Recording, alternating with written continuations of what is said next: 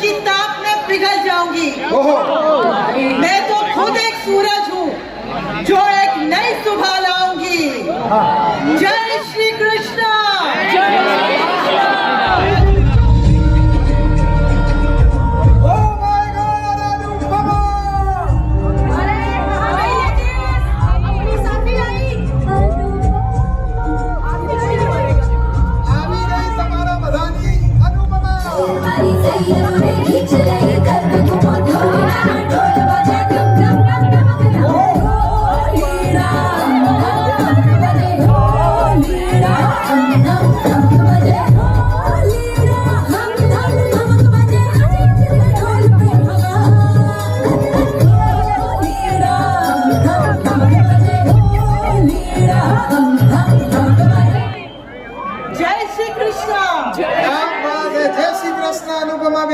Jay Shri